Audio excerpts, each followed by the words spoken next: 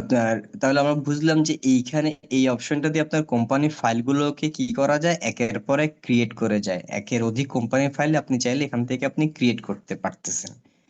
এখন দেখেন যে আমরা এইটাকে ক্রিয়েট করার পরে নেম অফ কোম্পানির লিস্টের মধ্যে তো দুইটাই আসছে। তো এখন আমরা যেই কাজই করব সেটা হচ্ছে এক্সেল এর, কারণ এক্সেলটা উপরে চলে আসছে। ফর এক্সাম্পল আমরা যদি ভাউচারে যাই, তাহলে যে এক্সেল লিমিটেড উপরে, যে আমরা এখন এক্সেল এর জন্য ভাউচার ক্রিয়েট করতেছি। আর যদি আমরা এক্সেল থেকে বের হয়ে যদি অন্য কোম্পানির জন্য যদি ডাটা এন্ট্রি করতে যাই, যেমন হচ্ছে আপনার এইখানে এই যে প্রাণ লিমিটেড, তাহলে আমরা প্রাণের মধ্যে ক্লিক করলাম। এখন যদি কোনো একটা ভাউচার ক্রিয়েট করি, তাহলে উপরে লেখা আছে আপনার প্রাণ লিমিটেড, অর্থাৎ এই ভাউচারটা হচ্ছে আপনার প্রাণ লিমিটেডের।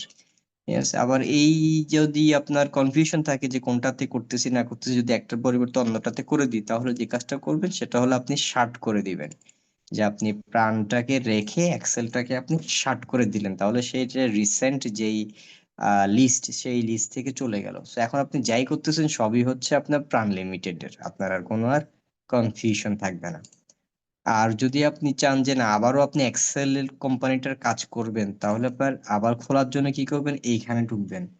আর নির্দিষ্ট যে পাথ আছে, যেমন ওইটা হইতেছে আপনার এক্সপোর্টের ভিতরে রাখছিলাম আর কি আমি, তাহলে এই যে আপনার এক্সেল আমরা ক্লিক করলাম, এখন এক্সেলটা আপনার ওপেন হয়ে গেল। ঠিক আছে। তাহলে আমরা যে কোম্পানি চেঞ্জ করতেছি বা সিলেক্ট করতেছি, এই অপশনগুলো দিয়ে আমরা আসলে কোম্পানি চেঞ্জ সিলেক্ট করতেছি, দুইটাই একই কাজ।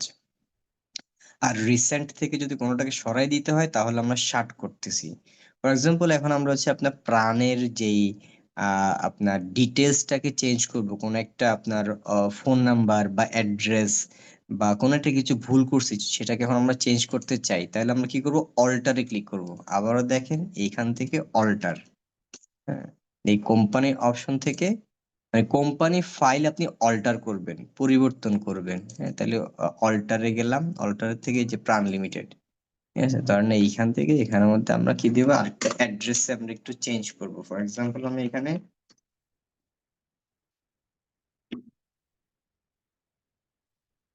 এইটা আমি দিয়ে দিলাম। আপনি চাইলে যে কোনো কিছুই চেঞ্জ করতে পারেন, এমনকি ফাইন্যান্সিয়াল ইয়ার টিয়ার এগুলো চেঞ্জ করতে পারেন। তো শুরুতেই এগুলো চেঞ্জ করে ফেলতে হবে, মাঝখানে গিয়ে তো আর ফাইন্যান্সিয়াল ইয়ার চেঞ্জ করা মানে মানে পুরা খাতা ডেস্ট্রয় হয়ে যাবে।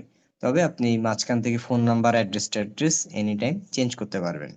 ঠিক আছে। তো আমি শর্টকাটে সেভ করে ফেললাম, বারবার এন্টার এন্টার দিয়ে প্রেস না করে কন্ট্রোল এ প্রেস করলেও শর্টকাটে সেভ করে ফেলা যায় একটা ফাইল।